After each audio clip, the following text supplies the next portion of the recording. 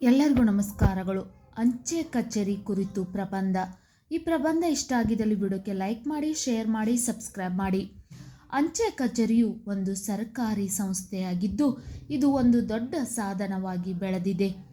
ಅಂಚೆ ಪತ್ರಗಳನ್ನು ಮತ್ತು ಚಿಕ್ಕ ಪೊಟ್ಟಣಗಳನ್ನು ಒಂದು ಸ್ಥಳದಿಂದ ಇನ್ನೊಂದು ಸ್ಥಳಕ್ಕೆ ಸಾಗಿಸುವ ಒಂದು ವ್ಯವಸ್ಥೆ. ಅಂಚೆ ಪತ್ರ ಎಂದರೆ ಅಂಚೆ ಕಚೇರಿಯ ಮೂಲಕ ಕಳುಹಿಸಲಾಗುವ ಕಾಗದ, ಇತರ ಲಘು ವಸ್ತು. ಇದು ಒಂದು ರೀತಿಯ ಸಂವಹನ ಸಾಧನವಾಗಿದ್ದು ಸಂದೇಶಗಳನ್ನು ದೂರದ ಸ್ಥಳಗಳಿಗೆ ಕಳುಹಿಸಲು ಬಳಸಲಾಗುತ್ತದೆ. ವಿವರಣೆ: ಪ್ರಪಂಚದ ವಿವಿಧ ಭಾಗಗಳ ಜನರು, ಸಂಸ್ಥೆಗಳು, ಸರ್ಕಾರಗಳು ಪರಸ್ಪರವಾಗಿ ಸಂಪರ್ಕವನ್ನು ವೃದ್ಧಿಪಡಿಸಿಕೊಳ್ಳುವುದಕ್ಕೂ ವ್ಯವಹಾರಗಳನ್ನು ಬೆಳೆಸುವುದಕ್ಕೂ ನೆರವಾಗಿರುವ ಸಾಧನಗಳಲ್ಲಿ ಅಂಚೆ ವ್ಯವಸ್ಥೆ ಒಂದು.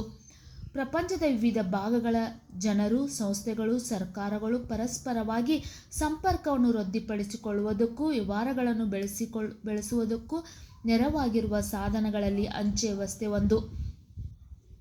1947ರಲ್ಲಿ ಭಾರತದ ಸ್ವಾತಂತ್ರ್ಯದ ನಂತರ ಭಾರತೀಯ ಅಂಚೆ ಸೇವೆಯು ದೇಶಾದ್ಯಂತ ಕಾರ್ಯನಿರ್ವಹಿಸುವುದು. 1947ರಲ್ಲಿ ಭಾರತದ ಸ್ವಾತಂತ್ರ್ಯದ ನಂತರ ಭಾರತೀಯ ಅಂಚೆ ಸೇವೆಯು ದೇಶಾದ್ಯಂತ ಕಾರ್ಯನಿರ್ವಹಿಸುವುದು. ಭಾರತೀಯ ಅಂಚೆ ಸೇವೆ ವಿಶ್ವದಲ್ಲೇ ಅತಿ ದೊಡ್ಡದಾದ ಸಂಪರ್ಕ ಜಾಲವನ್ನು ಹೊಂದಿದೆ.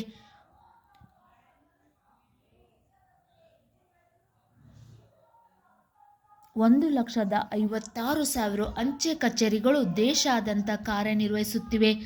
ಭಾರತ ದೇಶದ ಯಾವುದೇ ಊರಿಗೆ ಹೋದರೂ ನಿಮಗೆ ಅಂಚೆ ಕಚೇರಿ ಕಾಣಿಸುತ್ತದೆ ಹಾಗೂ ಸಾರ್ವಜನಿಕರು ದೇಶದ ಎಲ್ಲ ಪ್ರದೇಶಗಳೊಂದಿಗೆ ಸಂಪರ್ಕದಲ್ಲಿರಲು ಸಾಧ್ಯವಾಗಿದೆ. ಭಾರತೀಯ ಅಂಚೆ ಸೇವೆಯು ವಿಶ್ವದಲ್ಲೇ ಅತಿ ದೊಡ್ಡದಾದ ಸಂಪರ್ಕ ಜಾಲವನ್ನು ಹೊಂದಿದೆ. 1,56,000 ಅಂಚೆ ಕಚೇರಿಗಳು ದೇಶಾದ್ಯಂತ ಕಾರ್ಯನಿರ್ವಹಿಸುತ್ತಿವೆ. ಭಾರತ ದೇಶದ ಯಾವುದೇ ಊರಿಗೆ ಹೋದರೂ ನಿಮಗೆ ಅಂಚೆ ಕಚೇರಿ ಕಾಣಿಸುತ್ತದೆ ಹಾಗೂ ಸಾರ್ವಜನಿಕರು ದೇಶದ ಎಲ್ಲ ಪ್ರದೇಶಗಳೊಂದಿಗೆ ಸಂಪರ್ಕದಲ್ಲಿರಲು ಸಾಧ್ಯವಾಗಿದೆ.